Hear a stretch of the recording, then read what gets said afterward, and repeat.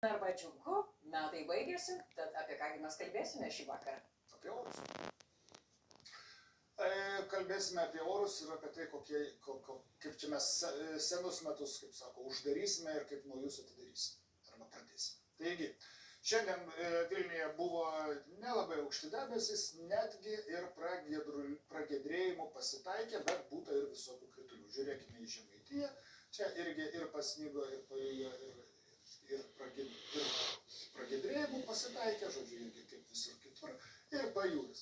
Pajūryje irgi štai matome, saulė, mėgino saulės spindulys prasiskverbti pro prasivėrusius debesis. Gerai, žiūrėkim, kas bus toliau. Bus štai kas.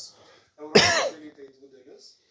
Vakariniai pusėje nemažai saulės ir santykinai šilta, o rytiniai pusėje debesuota ir gerokai vėsiau.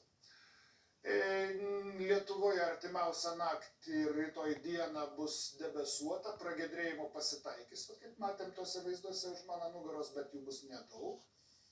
Ir naktį ir dieną kartosi sniegas, vakarų Lietuvoje vietomis gali pasnigti ir smarkiau.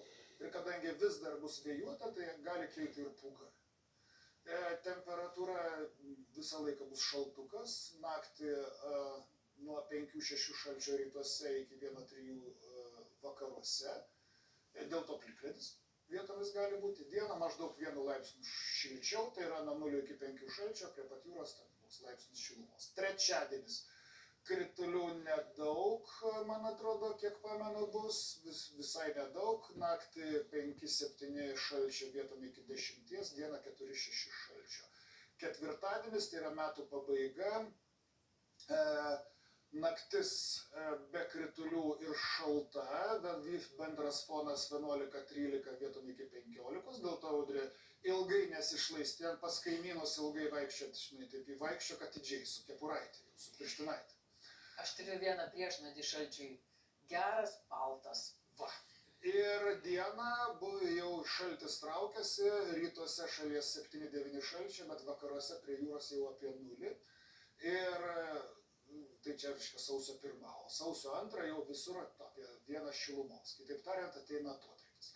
Ir va tas ketvirtadienį dieną, tai yra naujų metų 1 dieną, iš vakarų atkeliauja sniegas ir atrodo visai neblogai uždrėbs. Ir papustys. To ir lauksime. Ačiū tau, Nagi, ačiū žiūrintiems.